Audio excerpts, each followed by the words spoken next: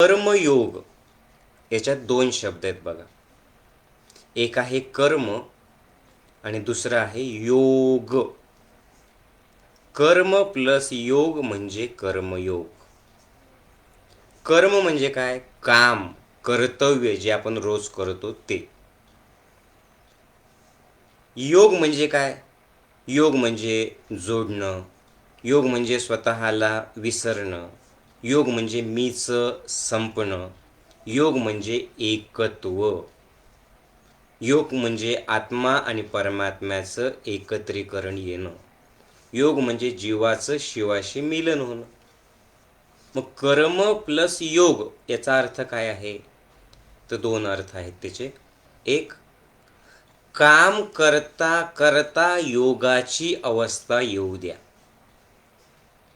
म्हणजे ते काम अशा भावनेतून करा, अशा पद्धतीने करा की काम करता करताच तुम्ही परमेश्वराशी जोडले गेले पाहिजे, स्वतःला विसरले पाहिजे, मी संपला पाहिजे आणि त्या परमेश्वराची एकरूपता त्या कामातच यायला पाहिजे. ही अनुभूती जर येत असेल तर ते आहे कर्मयोग. कर्म अधिक योग. आणि दुसरा एक अर्थ कर्मयोगाचा आहे की तुम्ही जे जे काम करत आहात त्या कामातच, दुसरीकडे कुठे जाण्याची गरज नाहीये, त्या कामातच परमेश्वराला बघा. माझ्या दृष्टीने, ज्ञानयोगाच्या दृष्टीने कर्मयोग काय आहे ऐका बरं का. मी 6 ओळी सांगतो तुम्हाला. कर्मयोग काय आहे? शरीर करी काम आणि मुखी वसे नाम. शरीर करी काम आणि मुखी वसे नाम. बोलत रहा राधे श्याम राधे श्याम. बोलत रहा राधे श्याम राधे श्याम. आनंदाचे नसते हो काही दाम.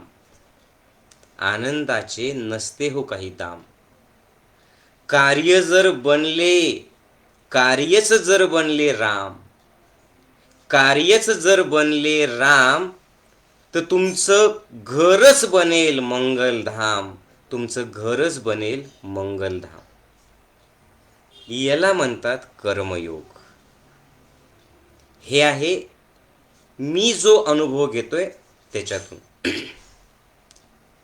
म्हणजे काय? साधं सोपं कर्मयोगाचा अर्थ काय आहे की शरीर काम करत राहील. सगळ्यात पहिली गोष्ट, काम कोणतंच कमी किंवा जास्त नसतं. ज्याला काम करायची लाज वाटते तो कधीच समाधानी नाही राहू शकत. त्याचा अहंकार मुक्त अनुभव त्याचा कधी घेऊ शकत नाही. तुम्ही झाडू मारण्याचं काम करताय की भांडे घासण्याचं काम करताय? तुम्ही सर्वांना शिकवण्याचं काम करत आहात की तुम्ही भाजी तयार करण्याचं, स्वयंपाक करण्याचं काम करत आहात? महत्त्वाचं ते नाही. महत्त्वाचं हे काम आहे की जितक्या आनंदाने तुम्ही शिकवण्याचं काम करत आहात तितक्याच आनंदाने तुम्ही झाडण्याचं काम करत आहात का? ज्या माणसाला झाडण्याचं कर्म आणि शिकवण्याचं कर्म वेगवेगळं वाटतं त्यांनी निष्कर्म अवस्था, अकर्म अवस्था प्राप्त केलेलीच नाही. कारण तो त्याचं कर्म सुद्धा त्याच्या अहंकाराला सुखवण्यासाठी करतो.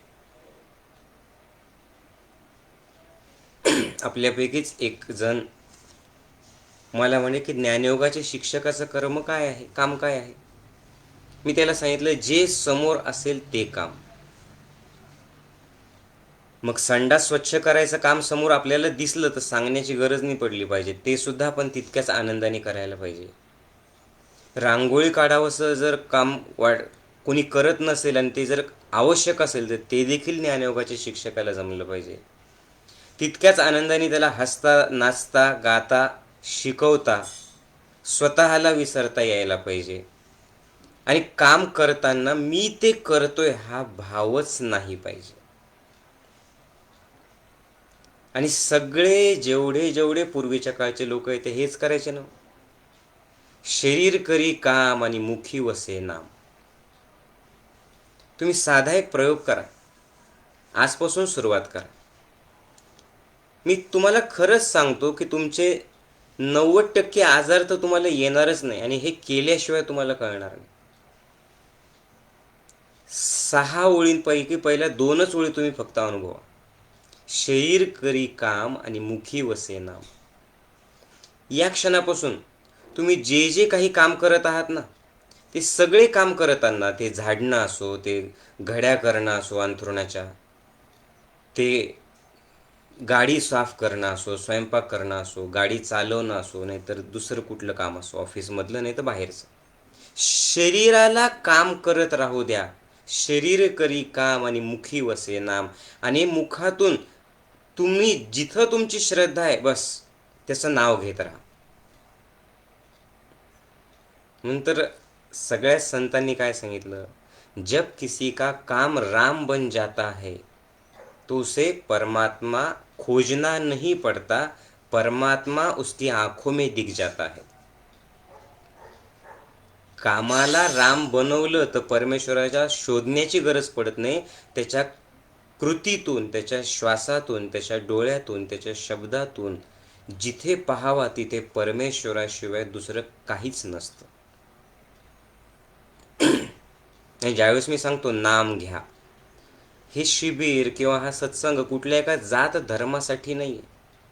तुम्ही अल्लाचं घ्या, बुद्धाचं घ्या, महावीरांचं घ्या, येशूचं घ्या, तुम्ही कृष्णाचं घ्या, तुम्ही भोले शंकराचं घ्या, तुम्ही राधेचं घ्या, नाही तर तुम्ही अजून दुसऱ्या कुठलं ज्याला मानतात त्याचं नाव घ्या. माझ्या दृष्टीने हे सगळे वेगवेगळे नावं असलेले एकाच ऊर्जेचे वेगवेगळे रूप आहेत.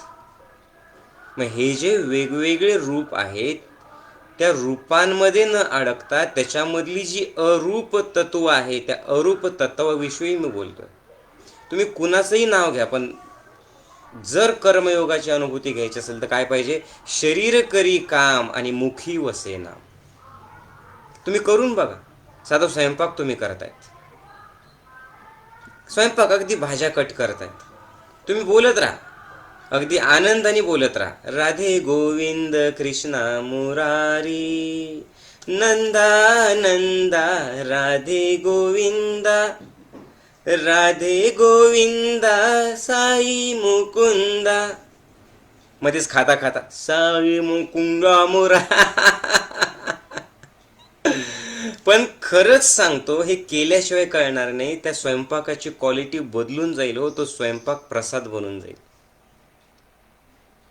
तुम्ही साधं जेवण करताय, जेवण करताना मी करतोय, काय झालं, कुणी दिलं, काय दिलं याचा विचार न करता ते जेवण करण्यामध्ये परमात्मा दिसू द्या म्हणून तर प्रार्थना म्हणायचे लोक. आणि कुठल्याही ज्या धर्माला तुम्ही मानता, ज्या परमेश्वराला तुम्ही मानता त्यालाच मानाल. फक्त काय सांगितलं मी, शरीर करी काम आणि मुखी वसे नाम. बोलत राहा राधे श्याम राधे श्याम, आनंदाचे नसते हो काही दाम. तुम्ही बघा ना, साधं राधे श्याम राम राम राम राम राम बोलत राहा, आपोआप तुम्ही निर्विचार अवस्थेला जाताल आणि तुमच्या आतून जो आनंद येईल ना त्याचे काही पैशात ते विकत घेऊ शकत नाही. म्हणून मी काय सांगितलं, कार्यच जर बनलं राम, कार्यच जर बनलं राम, तर जिथे तुम्ही आहात तेच असेल तुमचं मंगलधाम. मग ते घर असो नाही तो ऑफिस असो. आणि हे मी अनुभवतोय. यालाच गीतेमध्ये काय सांगितलं, योग हा कर्मसु कौशलम. म्हणजे तुमचं कर्म अशा पद्धतीने करायचं, कुशलतेने करायचं की कर्म करता करता कर्म करणारा राहिलाच नाही पाहिजे, बस त्या कर्मात तो विलीन होऊन जायला पाहिजे. जसं तुम्ही सरबत तयार करताना त्या पाण्यामध्ये लिंबू, मीठ आणि साखर टाकतात, पण जर तुम्ही ते लिंबू मीठ साखर टाकून त्याला घोळलं तर नंतर ते लिंबू मीठ आणि साखर वेगवेगळं होतं का? नाही. दिसतं का त्याच्यात वेगवेगळं? नाही. ते पूर्ण मिक्स होतं, पण त्याच्यामुळे पाण्याचा रंग आणि चव मात्र बदलून जाते. बरोबर. तसंच जे कर्म तुम्ही करत आहात ते कर्म करताना तुमचा आनंद, तुमचं प्रेम, तुमचा भाव त्याच्यात इतकं होता की तुम्हाला दुसरीकडे कुठे जाण्याची गरजच नाही पडली पाहिजे. त्या कामातच तुम्हाला राम दिसला पाहिजे, कामातच तुम्हाला बुद्ध दिसला पाहिजे, कामातच तुम्हाला ईश्वर, येशू, अल्लाह ज्याला तुम्ही मानता तो दिसला पाहिजे. तुम्ही उरलेच नाही पाहिजे, पण तुमच्या न उरण्यातून तुम्ही प्रगट झाले पाहिजे. कशाद्वारे? तुमच्या कर्माद्वारे. समजतंय का? मी नाहीच आहे, बस तोच आहे, तोच परमात्मा आहे. इतक्या आनंदातून काम करायचं म्हणजे कर्मयोग. कर्म अधिक योग. बघा, जन्म झाल्याच्या नंतर तुमच्या हातात फक्त दोन गोष्टी. एक आहे काहीतरी कर्म करणं किंवा न करणं. याच्या व्यतिरिक्त तुम्ही काय करू शकता? तर तुम्ही बसलेला आहात, बरोबर. तुम्ही एक तर ऐकत आहात, नाही तर ऐकत नाहीये. तुम्ही काम करत आहात, नाही तर काम करत नाहीये. तुम्ही बोलत आहात, नाही तर बोलत नाहीयेत. तुम्ही माझ्याकडे पाहत आहात, नाही तर पाहत नाहीयेत. म्हणजे आपल्या हातात दोनच गोष्टी, एक तर काम करणं किंवा न करणं, बरोबर. मग काम न करून तर धर्म, अर्थ, मोक्ष हे जे सांगितलेलं आहे, तर याच्यामध्ये जे 4 पुरुषार्थ सांगितलेले आहेत आपल्या सर्वांना, धर्म, अर्थ, कर्म आणि मोक्ष, तर हे जर तुम्ही नुसतेच एका जागी बसून राहिले देरे हरी पलंगावरी, तर तुम्हाला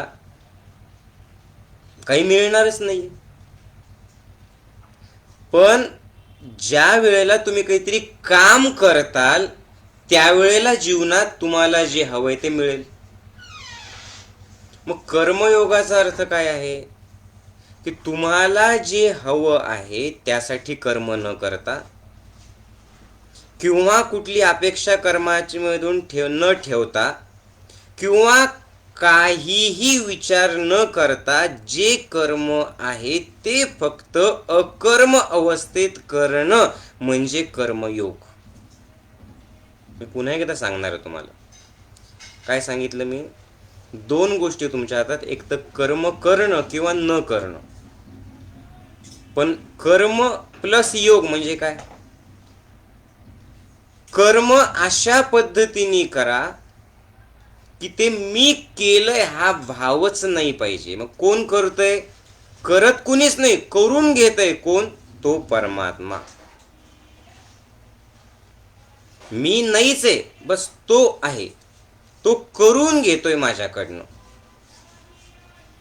हे हात कर्म करतायत पण करत नाहीये, तो करून घेतोय. मी तुमच्याशी बोलतोय पण मी बोलत नाहीये, तो बोलवून घेतोय. करता करविता तो आहे, मी फक्त एक निमित्त मात्र आहे. असं म्हणून ज्या वेळेला तुम्ही काम करता त्यावेळेला जे जे मिळायला पाहिजे ते मिळतं. पण जर काहीतरी मिळण्याकरता कर्म केलं तर मात्र आनंद गमावताल, एवढं मात्र नक्की होईल. आता तुम्ही माझं बोलणं ऐकत आहात. कर्मयोग म्हणजे काय बघूया. आता माझं बोलणं ऐकत असताना जो माझ्या बोलण्याशी जोडलेलाच नाहीये, केवळ पाहण्याकरता आलेला आहे, तो काय करेल?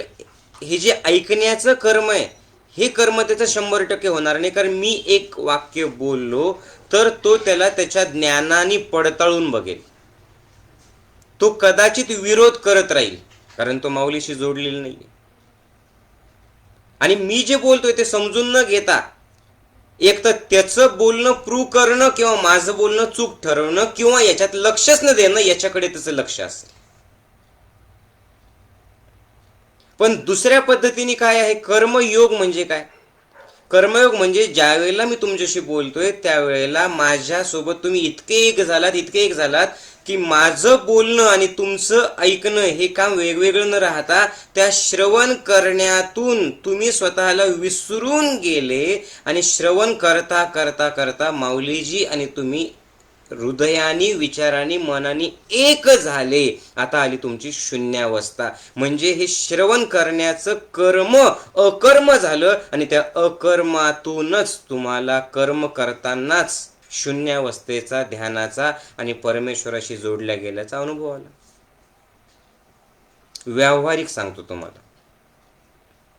अब्राहम लिंकन ज्या वेळेला राष्ट्राध्यक्ष झाले त्यावेळेला त्यांचा जो प्रतिस्पर्धी होता त्यालाही जिंकायचं होतं, पण तो नेमका हरला होता. आणि अब्राहम लिंकन राष्ट्राध्यक्ष झाल्याच्या नंतर नेमकं अब्राहम लिंकनच्या अगोदर माईक समोर हा प्रतिस्पर्धी भाषण देण्याकरता उभा राहिला. आणि काही लोक असे असतात की दाखवताना असं दाखवतात की मी खूप चांगला आहे, चांगलं बोलतो याच्याविषयी, पण कुचकं बोलत असतात. म्हणून अब्राहम लिंकनची लायकी दाखवूयात, याची काय लायकी आहे या भावनेतून तो अब्राहम लिंकनचाच प्रतिस्पर्धी मित्र तो अब्राहम लिंकनचा अपमान करण्यासाठी म्हणाला की खरंच आज मला माझ्या मित्राचं अब्राहम लिंकनचं खूप कौतुक वाटतं, कारण याचा राष्ट्राध्यक्ष तो झाला, पण राष्ट्राध्यक्ष होण्याची खरं तर लिंकनची लायकीच नव्हती म्हणे. कारण हा अब्राहम लिंकन एका जोडे तयार करणाऱ्या चांभाराचं पोरग आहे म्हणे, आणि एका बूट शूज तयार करणाऱ्या चांभाराचं पोरग आज राष्ट्राध्यक्ष झालं याचं फार कौतुक वाटतं म्हणे मला. कारण कालपर्यंत याचे वडील आमच्याकडे चपला शिवायला यायचे आमच्या, आणि चपला शिवणाऱ्याचं पोरग राष्ट्राध्यक्ष झालं. आता असं बोलत असताना त्याला मात्र असं वाटत होतं की मी अपमान करतोय, आणि अब्राहम लिंकन मात्र हसत हसत ऐकत होते. त्याचं भाषण पूर्ण झालं, त्याला वाटलं कसा अपमान केला. अब्राहम लिंकन ज्या वेळेला भाषण करण्यासाठी उभे राहिले त्यावेळेला मात्र ते हसायला लागले. त्यांच्याकडे गेले, त्या प्रतिस्पर्ध्याकडे हस्तांदोलन केलं, त्याला कडकडून मिठी मारली आणि पहिलंच वाक्य असं बोलले की आज मी माझ्या मित्राचा खूप ऋणी आहे, आभारी आहे, कारण त्यांनी माझ्या वडिलांचं स्मरण करून दिलं मला. आणि तो जे म्हणतोय ते बरोबर आहे बरं का, की यस, कालपर्यंत माझे बाबा त्यांच्या घरात चपला शिवायला जायचे, मी चपला शिवणाऱ्याचं पोरग आहे, पण मला त्याचा अभिमान आहे. आणि मी आज तुमच्या समोर प्रतिज्ञा घेतोय की अमेरिकेचं राष्ट्राध्यक्ष पदाचं काम मी सेम त्याच पद्धतीने करेल, त्याच भावनेतून करेल ज्या भावनेतून माझे वडील चप्पल शिवायचे. तोही इथंच आहे आणि मीही इथंच आहे. विचारत आला की अरे बाबा, माझ्या वडिलांनी शिवलेली एक तरी चप्पल कधी खराब निघाली का? तो म्हणे नाही. आणि बरोबर आहे, खराब निघूच शकत नाही, कारण माझं वडील चप्पल शिवण्याचं काम सुद्धा स्वतःचं हृदय परमेश्वरासोबत शिवतोय या भावनेतून करायचे. ते चपलाचे सोल जोडत नव्हते, तर हार्ट आणि सोल त्या परमेश्वराशी जोडत होते. त्या भावनेतून ते चप्पल शिवायचे. आणि मी प्रतिज्ञा घेतोय म्हणे की ज्या भावनेतून माझे वडील चप्पल शिवायचे त्याच भावनेतून मी राष्ट्राध्यक्षाचं काम पूर्ण करेल आणि अमेरिकेला गुलामगिरीतून मुक्त करेल. आणि त्यांनी तेच केलं, अमेरिकेला गुलामगिरीतून मुक्त केलं. म्हणजे सांगण्याचा उद्देश आहे की राष्ट्राध्यक्ष पदाचं काम आहे की चपला शिवण्याचं काम आहे, काम कमी किंवा जास्त नसतं. ज्याला काम कमी किंवा जास्त वाटलं त्याला कर्मयोग कळालाच नाही. कोणतंही काम असू द्या, yes, I am ready to do at any time anywhere, पण ते काम करत असताना फील मात्र काय करतोय की हे कर्म मी करतोय, पण ते कर्म अकर्म अवस्थेत, म्हणजे I am doing that work but I am doing in non doing state. समजतंय का? मी ते कर्म करतोय पण मी करतोय हा भावच नाहीये. कर्म करायचं पण कर्त्याचा भाव विलीन करायचा म्हणजे कर्मयोग. समजतंय का? कर्म करायचं, पण कर्त्याचा भाव विलीन करायचा, म्हणजे मी करतच नाहीये, बस वो हो जा रहा है अपने आप. मग तुम्ही थकत नाही. स्वयंपाक करावा लागत होता शिबिराच्या अगोदर, आता होऊन जातो, कसा झाला कळाले नाही, कामही झालं आणि थकवा पण नाहीये. दुकानात अगोदर मी बसायचो, पण घरी आल्याच्या नंतर मी थकून जायचो. शिबिर केल्यापासून दुकानात बसलो काय घरी बसलो काय मला काही फरकच नाहीये, बस मी नाहीच आहे. ते दुकानात सुद्धा असं वाटतं की बस समोरचा ग्राहकही तोच आहे, परमात्मा देणाराही तोच आहे, वस्तूतही तोच आहे, जिकडं तिकडं तोच आहे. कर्म प्लस योग, कर्म या भावनेतून करा की योगापर्यंत पोहोचला पाहिजे, किंवा कर्म आणि योग एकत्र करा. योग म्हणजे काय? विसरणं, जोडणं, एकत्र येणं, त्या कामातच परमात्मा आहे. केवढी सुंदर अनुभूती, तुम्ही विचार करा. या गोष्टीला साधं समजू नका. तुमचं ब्लड प्रेशर वाढणार नाही, तुम्हाला मायग्रेनचा त्रास होणार नाही, तुम्हाला थायरॉइड होणार नाही, तुम्हाला रोग येणार नाही, तुम्हाला डिप्रेशन येणार नाही. बस फक्त तुमचे एक्सप्रेशन चेंज करा. कशाप्रती? तुमच्या कामाप्रती. कुठलंही कर्म करत, साधी पूजा तुम्ही करताय, ती पूजा करत असताना सुद्धा जर मला काही हवंय आणि म्हणून तुम्ही पूजा करताय, तर तो भाव नाहीये. हवंय किंवा नाही हवंय याच्या पलीकडे जा ना. याच्यातून काय फायदा पाहिजे किंवा नाही पाहिजे याच्या पलीकडे जा ना. बस काम करताना आनंद घ्या ना. म्हणूनच पुन्हा गीतेत काय सांगितलेलं आहे? समत्वम योग उच्यते. कर्म करत असताना समभावात कर्म करा. त्याच्यातून काही मिळालं तरी ठीक आहे, नाही मिळालं तरी ठीक आहे, फळांची अपेक्षा न ठेवता कर्म करा. पण असं कसं शक्य आहे माऊलीजी? आयुष्यात काहीतरी ध्येय पाहिजे, काहीतरी मोठं पाहिजे, काहीतरी एक आपल्याला एक इथपर्यंत पोहोचायचं हे माहिती पाहिजे. आणि जर तेच माहिती नसेल तर मग नुसतं कर्म करून काय फायदा? तीच तर गंमत आहे कर्माची, कर्मयोगाची, की ते जे काम करत आहे ते काम करताना तुम्ही आनंद होतोय का तुम्हाला? तुम्ही हा विचार करा ना. साधं परमेश्वराचं नाव घ्यायचं काम, राम राम राम राम राम राम राम राम तुम्ही नाव घेतायत. मग एक 50 वर्ष तपश्चर्या केलेला खूप मोठा साधक आणि दुसरा एक गरीब शेतकरी, दोघंही नाव घेत होते. या साधकाला सगळ्या प्रत्येक वेळेला कुठली पूजा करायची, कशी पूजा करायची, श्लोक कसे बोलायचे, कुठले श्लोक बोलायचे, भजन कसं बोलायचं, प्रगाढ पंडित तो, आणि 50 वर्ष तपश्चर्या केली. आणि हा शेतकरी मात्र काम करता करता देवाचं नाव घेत राहायचं आनंदाने. शेवटी 50 वर्ष झाल्याच्या नंतर अजून काही परमात्मा भेटला नाही. त्या पंडिताला आला राग. त्याने आकाशाकडे पाहिलं, देवाकडे पाहिलं आणि देवाला सांगितलं, देवा इतकी तपश्चर्या केली पण तू अजून काही दर्शन दिलं नाही, मला एक सांग की दर्शन देणार कधी आहे? म्हणजे अजून तुला 2 जन्म असंच करत राहावं लागेल नामस्मरण, तेव्हा मी दर्शन देईल. त्या पुजाऱ्याला, पंडिताला वाईट वाटलं. तेव्हा चालेल, एवढं करून सुद्धा जर या जन्मात मिळत नसेल तर फायदा काय? त्यांनी नामस्मरण करणं सोडून दिलं. शेतकरी त्याचं काम करत होता, तो फक्त नावाचा आनंद घेत होता. शेवटी प्रभू ईश्वर त्यांनी स्वतःहून आला आणि तो म्हणे, अरे तू नाव घेतोय पण ज्याचं नाव घेतोय त्याच्याशी कधी बोलला नाही, मग त्याच्याशी मला काय घेणं देणे, मी माझ्या आनंदातून ते करतोय. नाही, तुला हे माहिती का की तू नाव तर घेतोय पण ते नाव घेताना तो तुला कधी भेटणार आहे? म्हणे नाही. तू मग घेतोय कशासाठी त्याचं नाव? म्हणे आनंदातून. म्हणे जाणून घ्यायची इच्छा आहे का तुला तो कधी भेटणार आहे? म्हणे नाही. म्हणजे तरी देखील मी तुला सांगतो तो कधी भेटणार आहे. म्हणे बोल. म्हणजे ज्या झाडाखाली तू उभा आहे ना, चिंचेच्या झाडाखाली, या चिंचेच्या झाडाला जेवढे पानं आहेत तितके जन्म ज्या वेळेला तू घेशील त्याच्यानंतर तो परमात्मा तुला दिसणार, तुला भेटणार. आणि हा शेतकरी अजून आनंदाने नाव घ्यायला लागला की बस इतकंच, फक्त चिंचेचे पानं जेवढे आहेत तितकेच जन्म मला घ्यावे लागणार आहे. तो आनंदाने नाचायला लागला, राम राम राम राम राम, आणि त्याचा आनंद बघून रामाला सुद्धा राहावल्या गेलं नाही. तो डायरेक्टली समोर आला आणि त्याला मिठी मारली आणि त्याला त्याचं दर्शन झालं.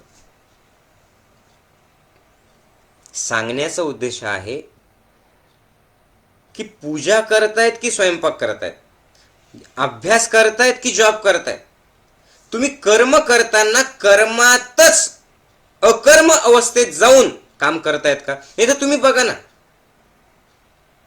अभ्यास जॉबसाठी करतात.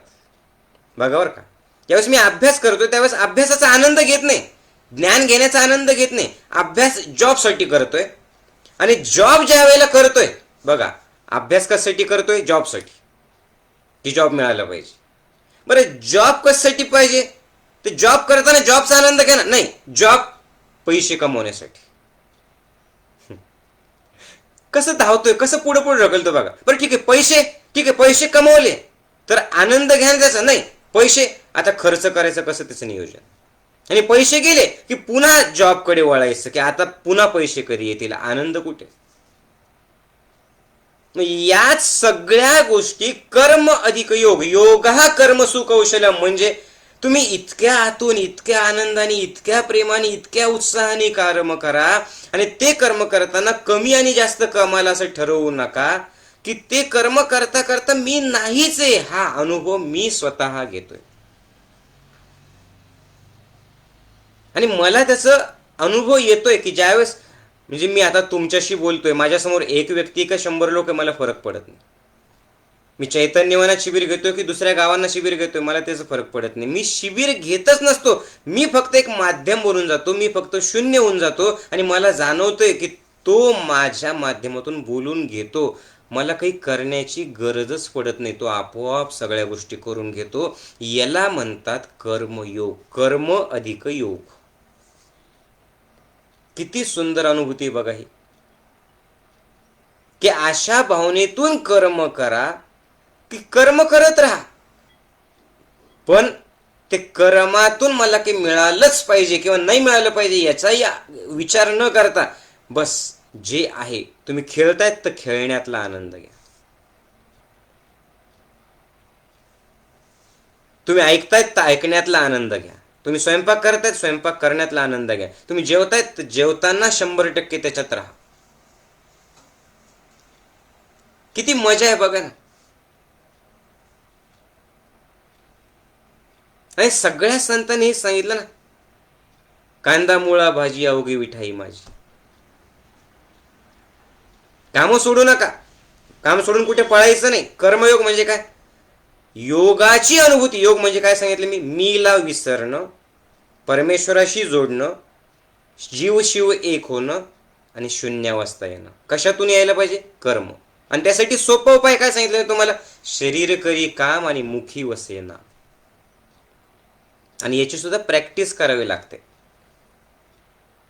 हे सुद्धा करू, म्हणजे हे सुद्धा मी करतोय की नाही करत, हे कंटिन्यू जाणीवपूर्वक चेक करावं लागतं, पाहावं लागतं, त्याशिवाय ते होणार नाही. हे लक्षात ठेवा. तुमचं तुम्ही ते चेक करत राहा, दिवसभरात आज चेक करत राहा, की काम करता करता करता करता मुखात नाम. कुठलं नाम? ज्याला तुम्ही मानता त्याचं नाम घेत राहा. अर्थात ते नाम सुद्धा, ते जे नाम तुम्ही घेताय ते सुद्धा मला हे सगळं व्हायला पाहिजे म्हणून नाही करायचं. मग आपोआपच तुम्ही सम अवस्थेला जाता. समत्वम योग उच्चते, की काहीतरी घडायलाच पाहिजे आणि काही नाही घडायला पाहिजे याच्यासाठी नाही करत, बस ते घडून जातं आपोआप. किती सुंदर अवस्था आहे बघा ही कर्मयोगाची. आणि आपल्या ज्ञानयोग ध्यान शिबिराच्या माध्यमातून हा कर्मयोग आचरणात आणला जातो आपोआप. छोट्या छोट्या छोट्या छोट्या ज्या गोष्टी आहेत त्याच्यातून अगदी मग हसणं, खेळणं, रडणं, नाचणं, गाणं, एकरूप होणं, श्वासाला पाहणं, ध्यान करणं, प्राणायाम करणं, मातीचं स्नान करणं, स्वतःशी संवाद साधणं, सगळ्यांच्या सोबत एकत्र येणं, एकमेकांमध्ये परमात्मा बघणं, स्वतःतलं आईपण पाहणं, या सगळ्या गोष्टी एवढ्या सुंदर आहे निसर्गाच्या सानिध्यात आपल्या चैतन्यवनात होतात त्या, की ती प्रत्येक गोष्ट आपल्याला अकर्माकडे नेते. अकर्माकडे म्हणजे कर्म न करणं असं नाही, मग कर्म करतोय पण मी करतच नाही हा भाव, त्या आपोआप घडून जातं. चैतन्य वनात जे साधक आलेले आहेत त्यांनी हे निश्चित अनुभवलेले आहे. मग ते चैतन्य वनात ज्या पद्धतीने तुम्ही तिथे सेवा देतात, बस तसंच सेवाभाव ठेवून तुम्ही तुमच्या घरातले कामं करा. महत्त्वाचं ते आहे. त्याला म्हणतात कर्मयोग. तर मी जास्त काही आज सांगणार नाही आहे, मी इथे थांबणार आहे. बोलत राहा राधे श्याम, आनंदाचे नसते काही दाम. कार्यच जर बनले राम, तर तुम्ही जिथे आहात तिथेच तयार होईल मंगलधाम. कुठेही जायची तुम्हाला गरज पडणार नाही. याला म्हणतात कर्मयोग. ठीक आहे. अर्थात हे ऐकणं सोपं आहे, हे घडावं याच्यासाठी हे आपोआप व्हायला पाहिजे. कर्मयोगी तुम्ही बनायला पाहिजे. याच्यासाठी प्रॅक्टिस लागते, जाणीव लागते, अवेअरनेस लागतो. आणि हा अवेअरनेस, ही जाणीव कधी येते? याच्यासाठी सतत सत्संग ऐकत राहणं, प्रत्येक गोष्टीत चांगलं पाहणं आणि कर्म करायचं, पण कर्त्याचा भाव विलीन करायचा. मी करतच नाही आहे. खूपदा आपल्याला हे कळत नाही की जे काही आपलं सगळं चांगलं सुरू आहे ना, त्याच्या कुठल्या तरी कृपेमुळे सुरू आहे. जोपर्यंत तुम्ही लहान बाळासारखं राहता, आनंदात राहता, मजेत राहता, तुम्हाला त्या कर्म केलं त्याचा अहंकार नसतो. तुम्ही बघा, मला अनुभव आहे, आपोआप कर्म होत जातं. तुमचं कर्म तुमचं राहतच नाही, ते हजारो लोकांचं होऊन जातं. परमात्मा सहस्त्र हाताने तुम्हाला मदत करतो. तुमचं कर्म तुमचं तुम्हाला करण्याची गरज पडत नाही, ते कर्म लोकांचं होऊन जातं. लोकच ते कार्य, त्यांचं कार्य समजून पुढे घेऊन जातात. ज्या वेळेला हे कधी होतं? ज्या वेळेला तुमचं कर्म, जे तुम्ही कर्म करतात ते इतरांच्या भल्यासाठी असतं. म्हणून तुम्हाला कर्म करायचं आहेच, पण ते कर्म करत असताना कर्माची शुद्धी कशी करायची? तर जर तुम्ही 4 पोळ्या रोज करत असाल ना, समजा सगळ्या ताई, तर रोज 5 पोळ्या करा आणि त्यातली एक चांगली पोळी तुमच्या जेवणासोबत तुम्ही कुणालाही दुसऱ्याला द्या. तुम्ही एखाद्या ज्याच्याकडे नाही आहे जेवायला त्याच्याकडे द्या. तुम्ही गाईला द्या. तुम्ही शेजारच्यांना जेवायला बोलवा आणि ते करा. म्हणजे कर्माची शुद्धी कशी करायची? त्या कर्मातून दुसऱ्याला काहीतरी मिळालं पाहिजे. तुम्ही बोलत आहात, तर बोलत असताना आजपासून ठरवून घ्या. काय ठरवायचं? की निगेटिव्ह बोलायचं नाही, फक्त चांगलंच बोलायचं. तुमच्या शब्दांमधून समोरचा डिप्रेस नाही झाला पाहिजे. तुमच्या शब्दांमधून समोरच्याला प्रेरणा मिळाली पाहिजे, उत्साह मिळाला पाहिजे. तुम्ही बोलण्याचं कर्म करतच आहात ना, पण जर तुमच्या बोलण्यातून इतरांना आनंद मिळाला तर त्या कर्माची शुद्धी झाली. तुम्ही दुकान चालवत आहात, दुकान चालवताना रोज समजा 3,000 रुपये कमवले. मी काय सांगतोय? 3 रुपये त्यातले काढून ठेवा, 30 रुपये काढून ठेवा. पण ते 3 रुपये किंवा 30 रुपये तुमचे नाही आहे, ते कुठल्या तरी चांगल्या कामाला मदत करा. त्याचं 30 रुपयाचा काहीतरी असा उपयोग करा की त्याच्यातून दुसऱ्यांना काहीतरी मिळालं पाहिजे. आपोआपच त्या पैशाची शुद्धी होती. ते पैसे जे उरलेले आहेत ते दवाखान्यात खर्च करण्याची खरंच गरज पडणार नाही, एवढं लक्षात ठेवा. म्हणजे हा माझा स्वतःचा अनुभव मी तुम्हाला सांगतो.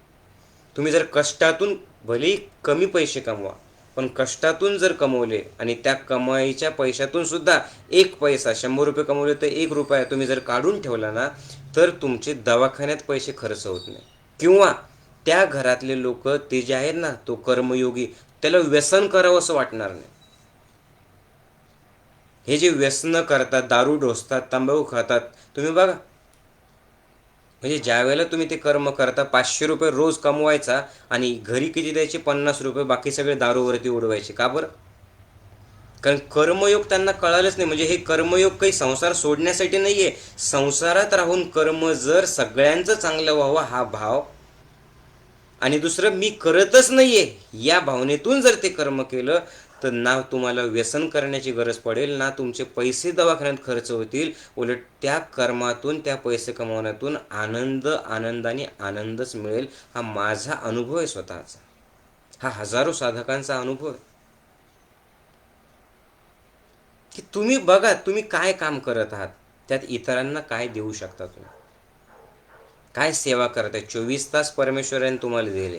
मग या 24 तासामध्ये जर तुम्ही एक अर्धा तास इतरांसाठी जगलात, तर आपोआपच राहिलेले 23.5 तास तुमच्या डोक्यामध्ये घाणेरडे नकारात्मक विचार येणार नाही. तुम्ही जे विचार करताय त्या विचारांमध्ये असे किती विचार आहेत की जे तुम्ही इतरांना चांगले विचार दिले? हे तुम्हाला दवाखान्यात कधीच मिळणार नाही. आज जे सगळे लोक दवाखान्यात जातात, त्याने दवाखान्यात जाऊन मला डिप्रेशन आलं, मला एन्झायटी आली, हे नवीन एक आलेलं आता पागलपणा, एन्झायटी, धडधडच होते छातीत आणि मरतो का काय असं वाटतं आणि काय होतं. हे कशामुळे होतं माहिती आहे का? या सगळ्या गोष्टी कशामुळे होतात? या सगळ्या गोष्टी याच्यामुळे होतात की आपण स्वतः तर चांगलं कर्म करत नाही आणि दुसरा जर एखादा चांगलं कर्म करत असेल ना, त्याला नावं ठेवत राहतो. तुम्ही जे कर्म करत आहात ते कर्म करत असताना तुम्ही स्वतः कुठलीच अपेक्षा न ठेवता चांगलं कर्म करत राहा. आणि चांगलं कर्म करताना जर इतर कोणी चांगलं कर्म करत असेल ना, तर त्याला निदान नावं ठेवू नका, त्याच्यासोबत राहा. निदान त्याला काही न बोलता त्याच्यासोबत राहून अजून तुम्ही काय मदत करू शकता त्याला, ते तुम्ही करा. तुम्ही त्याचा अनुभव घ्या, ॲप्रिशिएट करा त्याला. माहिती नसेल तर माहिती करून घ्या. कारण ज्यावेळेस आपण नकारात्मक विचार करतो ना, नकळतपणे त्या विचारांच्या तुमच्या नकारात्मकतेमुळे मग तुम्ही नकारात्मक असाल, दुसऱ्याला काय देणार आहे? नकारात्मकता. आता दुसऱ्याला जर तुम्ही नकारात्मकता दिली तर एन्झायटी येणारच ना. तुम्ही अगोदर करून तर बघा. आता काल एक कॉमेंट आली बघा, म्हणजे असे रोज कितीतरी कॉमेंट येतात. मी ते काही त्या कॉमेंटसाठी करत नाही, पण कर्मयोगाचा विषय निघालात मी सांगतो. गोरख देवकर म्हणून आहेत बघा, गोरख देवकर. त्यांनी आपल्या रोगमुक्त याला कॉमेंट केली. काय कॉमेंट केली? बीपी हा रोग बरा होत नाही, तुम्ही खोटे बोलू नका, होत नाही म्हणजे होत नाही, हे सत्य आहे म्हणे. ही कॉमेंट त्यांनी केली. आता त्यांना माहिती आहे का, बरं मला खोटं बोलून मी काय करणार आहे? मला काही मिळवायचं आहे त्याच्यातून का? मी ब्लड प्रेशरच्या पेशंटकडनं काही औषध घेतो का, काही त्यांचं औषध देऊन काही पैसे कमवतो? अरे पण ज्ञानयोगाच्या माध्यमातून हे जे कोणी आहेत ना गोरख भाऊ, असे लाखो लोक आहेत की जे ब्लड प्रेशर कंट्रोल झालेलं आहे, त्यांचं 80-120 बरोबर झालेलं आहे आणि त्यांना गोळ्या घ्यायची गरज पडत नाही. मी काही त्यांच्याकडनं पैसे घेत नाही. कारण ब्लड प्रेशर काय आणि डायबिटीस काय हा रोग नाही, हा परिणाम आहे. हे डोक्यात ठेवा ना. कशाचा परिणाम आहे? चुकीचा आहार, चुकीचे विचार आणि चुकीची जीवनशैली. जसं उन्हात उभं राहिल्यावर चटका बसेल, आगीत हात घातल्यावर हात जळेल, तसं आहार जर चुकीचा घेतला, झोप जर नीट व्यवस्थित झाली नाही, विचार जर नकारात्मकच असतील, मी चिडचिड करत असेल, ताणतणाव घेत असेल, अहंकार असेल, मी जर दुसऱ्याला नावच ठेवत असेल, माझा विश्वासच जर कोणाला नसेल, तर ते बीपी वाढेलच ना. ब्लॉकेजेस जर झाले चुकीच्या आहारामुळे माझ्या शरीरात, तर ब्लड प्रेशर वाढलेलंच असेल ना. मग आहार जर बदल केला, तुम्ही सकारात्मक आहार घेतला, प्राणायाम करायला लागले, ध्यान करायला लागले, तर तुमचं बीपी आपोआप नॉर्मल रेंजला येतं. हा अनुभव आहे ना. याच्यात मला काही कमवायचं नाही ना, किंवा मला काही नाही. पण हे जे आहेत ना अशी मंडळी, हे जे कॉमेंट करणारे असे लोक, यांना ते माहितीच नसतं आणि याच्यामुळे यांचं बीपी कमी होत नाही. पण हे सगळे असे नसतात, असा हजारात एखादा व्यक्ती असतो. 99% लोक हे असे असतात की ते काहीतरी चांगलं कर्म, दुसऱ्याचं चांगलं व्हावं असं विचार करतात. म्हणजे आता सत्संग ऐकतायत आपले कोल्हे सर माजलगावचे आहेत बघा.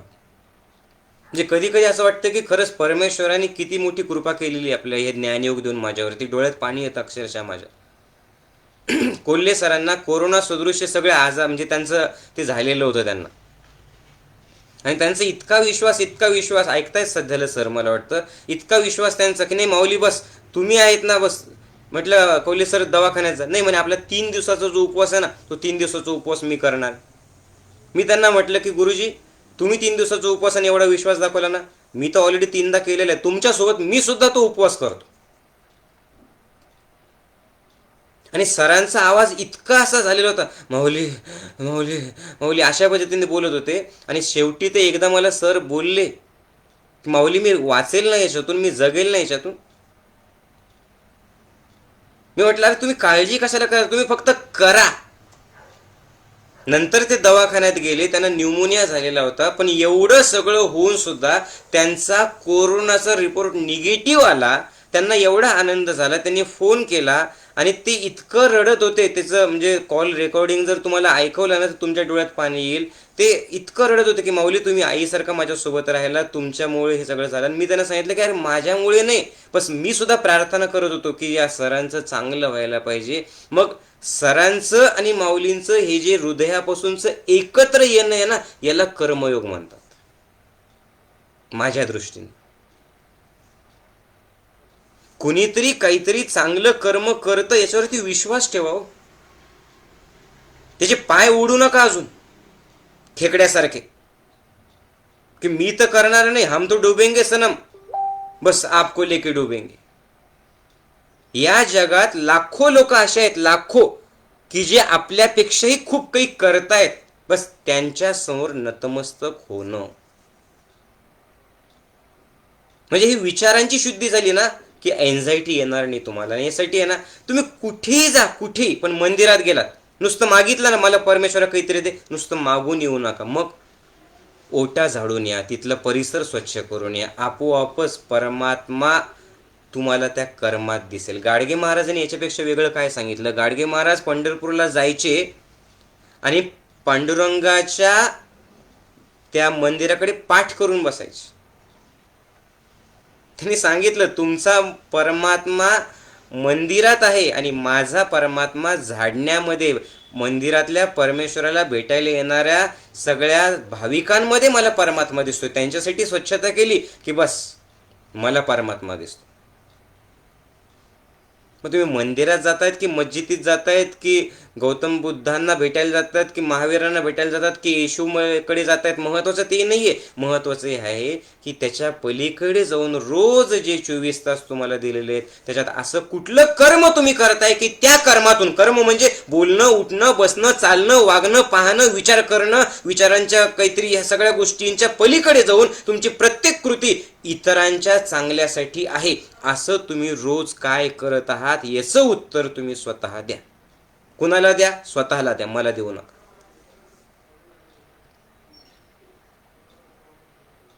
जे 1.5-2 कोटी साधक आपल्या ज्ञानयोगाशी जोडले गेलेले आहेत, हे सगळे साधक, याच्यातल्या अनेकांचा हा अनुभव आहे की त्यांची शुगर, त्यांची बीपी नॉर्मल झालेली आहे.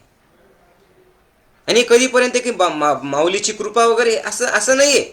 बस त्यांची जी श्रद्धा आहे, त्यांचा जो विश्वास आहे, आणि त्यांनी जे आहारात, विचारात आणि जीवनशैलीत बदल केले त्याच्यामुळे ते आहे. त्यांनी ते सोडून जाऊ द्या. बीपी वाढणार, कारण बीपी हा परिणाम आहे, डायबिटीस हा परिणाम आहे, थायरॉइड हा परिणाम आहे, मायग्रेन, डोकेदुखी हा परिणाम आहे. कशाचा? चुकीची जीवनशैलीचा, चुकीच्या वागण्याचा, चुकीच्या बोलण्याचा. तर सांगायचं भाव, मला मला एवढंच सांगायचं की हे सत्संग सुद्धा मी याच्यासाठी घेत नाहीये की किती लोक बघताय आणि काय लोक बघतात. बस मी माझा आनंद द्यायचा आहे. आणि मी ज्या पद्धतीने कर्म करतोय की काम नाहीच आहे, काम नाहीच आहे, त्या कामात रामच आहे, अशा भावनेतून जर तुम्ही काम केलं ना तर तुम्हाला सुद्धा 100% त्या कामातच आनंद मिळेल. तुमचं आयुष्य वाढेल. तुम्ही जिथे कुठे जात आहात तिथे तुम्हाला परमात्मा शोधावा लागणार नाही. तुमच्या मुखातून, तुमच्या डोळ्यातून, तुमच्या कृतीतून तो परमात्मा इतरांना दिसेल, स्वतःला जाणवेल. कर्म अधिक योग, कर्मातून योगाची अनुभूती. कर्म अधिक योग म्हणजे कर्म करता करता कर्माचं अकर्म अवस्थेत जाऊन, निष्कर्म होऊन, शून्यावस्था अनुभवून त्या परमेश्वराशी एकरूपता म्हणजे कर्मयोग. आणि कुठलंही काम करताना या कर्मयोगाची अनुभूती तुम्ही घेऊ शकतात, एवढं लक्षात ठेवा. कुठलंही कर्म करताना एक शिक्षक शिकवतोय शाळेत, आणि हा शिक्षक शाळेत शिकवत असताना बस मला ड्युटी आहे, माझा पगार आहे म्हणून जर शिकवत असेल तर कर्मयोग नाही. पण तेच हे जे समोरचे विद्यार्थी आहेत, हे समोरचे विद्यार्थी माझ्या हृदयाचा भाग आहे, हे माझे आहेत. आणि यांना शिकवताना जर माझा एखादा शब्द यांच्या हृदयाला लागला आणि त्या शब्दातून जर यांचं आयुष्य बदललं, यांना जर नीतिमत्तेने ते वागायला लागले, हे जर व्यसनमुक्त राहिले आणि हे जर त्यांच्या आयुष्यातलं ध्येय त्यांना भेटलं, तर याच्यापेक्षा वेगळं मला काय. या भावनेतून ज्यावेळेला तो शिक्षक शिकवत असतो ना, तो शिक्षक शिकवतानाच, लक्षात घ्या, तो शिक्षक शिकवतानाच त्या विद्यार्थ्यांना, त्या शिक्षकामध्ये शिक्षक नाही, भगवान श्रीकृष्ण दिसतील जो गीतेचा उपदेश करतात. पण त्यासाठी विद्यार्थी सुद्धा अर्जुन पाहिजे. हजारो लोक रामकृष्णांकडे आले. नरेंद्र मात्र एकच होता असा की ज्याचा विवेकानंद झाला, विवेक आणि आनंद ज्यांना मिळाला. रामकृष्ण तर आहेतच, तुम्ही नरेंद्र व्हा. ते भांडे घासण्याचं जरी काम असेल किंवा स्वयंपाक करण्याचं जरी काम असेल, बस कर्मयोगातून ते करा. ठीक आहे. मला वाटतं क्लिअर झालेलं आहे. जास्त सांगण्याची गरज नाही, कारण हे अनुभवलंच पाहिजे. हे अनुभवल्याशिवाय आपल्याला कळणार नाही. हे प्रत्येकाने अनुभवा. बस मी हे मला हे जाणवतंय, मला हे असं इथून आतून फील होतंय. ते कुठं चारी धाम जायची गरज आहे? जा ना चारी धाम. ते चारी धामला जाताना सुद्धा तुमचा प्रवास सुद्धा असा झाला पाहिजे की तिथेच ते धाम भेटलेली पाहिजे. ठीक आहे. तर खूप आनंद आहे प्रत्येक गोष्टीत. अवघा रंग एक झाला, रंगी रंगला श्रीरंग. अवघा रंग एक झाला, रंगी रंगला श्रीरंग. त्या श्रीरंगाच्या रंगात रंगला माझा अंतरंग. या भावनेला म्हणतात कर्मयोग. तर इथून पुढचं प्रत्येक कर्म करताना जाणीव ठेवा, नाव घेत राहा परमेश्वराचं. आणि मी जे करतोय त्याच्यातून, मी जे बोलतोय त्याच्यातून, मी जो विचार करतोय त्याच्यातून इतरांना काय मिळेल चांगलं याचाही विचार करा. जय गुरुदेव. भेटूयात आपण पुन्हा. आत्ता 15 ते 20 तारखेला चैतन्यवनात निवासी शिबिर आहे. ऑलरेडी ज्यांचं शिबिर झालेलं आहे ते त्या शिबिरात स्वयंसेवक म्हणून पुन्हा येऊ शकता. आणि ज्यांचं शिबिर झालेलं नाही, आता या शिबिराचं तर नोंदणी झालेली आहे. 19 जानेवारी ते 24 जानेवारीला आपलं पुढचं निवासी शिबिर आहे, त्यात तुम्ही सहभागी होऊ शकतात. आणि जे आपले साधक आहे ज्यांचं शिबिर झालेलं आहे, दरवर्षी आपलं 7 जानेवारी ते 10 जानेवारीला जो डोंगर चढाई असते वेगवेगळ्या गडांवरती, ट्रेकिंग जे असतं ते सुद्धा यावर्षी आहे. मी त्याच्याविषयी तुम्हाला नंतर सत्संगात सांगेल. ओके. यूट्यूबवरती सत्संग मी थोड्या वेळात अपलोड करेल. ज्यांना फेसबुकवरती नाही बघतायत त्यांच्याकरता, तर तो तुमच्यापर्यंत पोहोचेल. तुम्ही ऐका, तसं वागा, तसं आचरण करा आणि सर्वांपर्यंत हा कर्मयोग पोहोचू द्या. जय गुरुदेव. जय गुरुदेव.